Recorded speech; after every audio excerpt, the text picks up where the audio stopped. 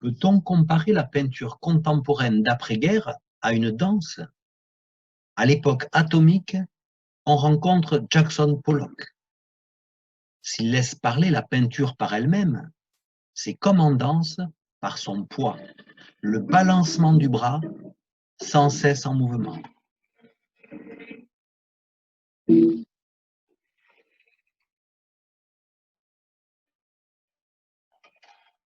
Et il y a quelque chose d'autre qui n'est plus violent. Une danse d'Indien, un paysan qui épand du grain. Son tableau de 1948 s'intitule Rhythmic Dance. La trace de peinture, le poids lancé, le corps inscrit dans un cadre géométrique, chorégraphique presque, font la puissance des tableaux de Francis Bacon en 1952-53. La toile est une scène, un espace de passage. La forme se déploie, se fige, se dissout, accueille l'accident. La figure en bas à droite a la jambe cassée. Le corps humain est comme pétri dans le vide en transformation permanente. Marina Kolar performe en 2013 entre Bacon et Rodin.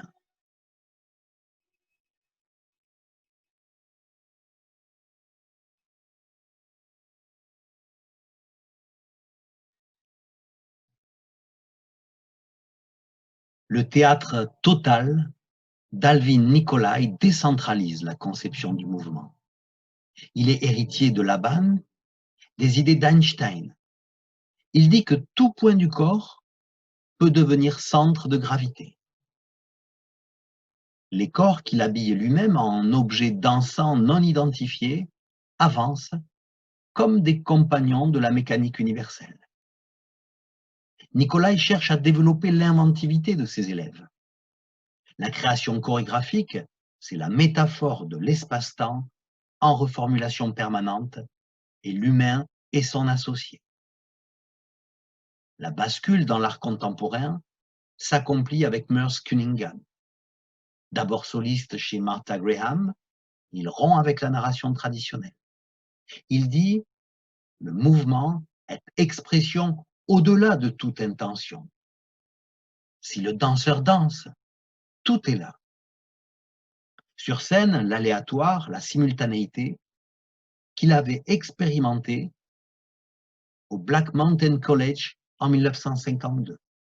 Il dansait, John Cage lisait du zen, Rauschenberg mettait des disques. La partition disait action, non-action. Sa révolution, c'est que le spectateur doit regarder partout. En 1954, il danse Minutae au milieu des Combined Paintings de Rauschenberg.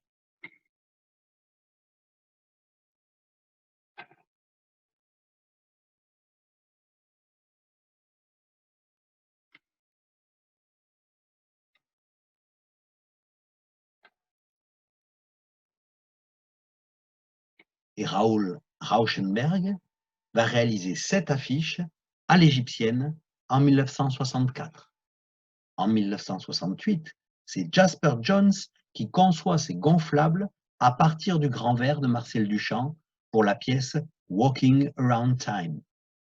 La même année, Warhol fait ses ballons miroirs pour la pièce Rainforest. Dans Scramble, en 67, les danseurs déplaçaient librement le décor sur roulette, signé du peintre Frank Stella. Et pour contrer l'éphémère de la danse, Cunningham a créé pour la vidéo.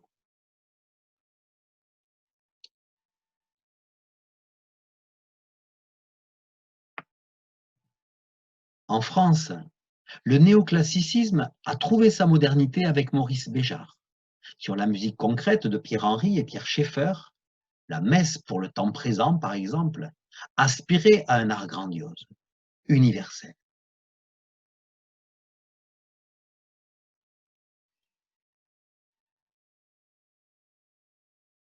Malgré l'innovation, le poids du mythe sur le corps du danseur étoile tournait cependant à l'éphébisme. Au début des années 60, la danse moderne était très chic, très intelligentsia.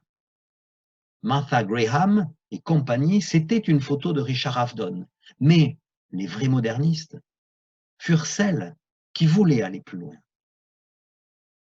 Venues de Californie, regroupées à la Houston Church de New York, Lucinda Childs, ici qui performe en 63, et Simone Forti, Trisha Brown à droite, sont celles qui firent la post-modern dance. Elles voulaient rapprocher l'art et la vie, diversifier les lieux et intensifier les mouvements élémentaires avec une portée politique. Elles avaient été les élèves d'Anna Halprin.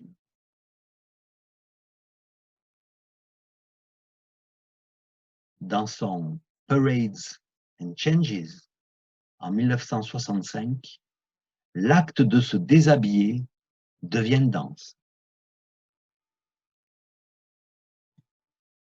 En 1976, Rob Wilson et Philip Glass créent l'opéra postmoderne Einstein sur la plage. C'est une photo de Richard Mapplethorpe. Compte à rebours, sans hiérarchie, et vu comme d'un vaisseau spatial, des actions simultanées sans histoire. Lucinda Childs, répétitive, aux limites de la transe.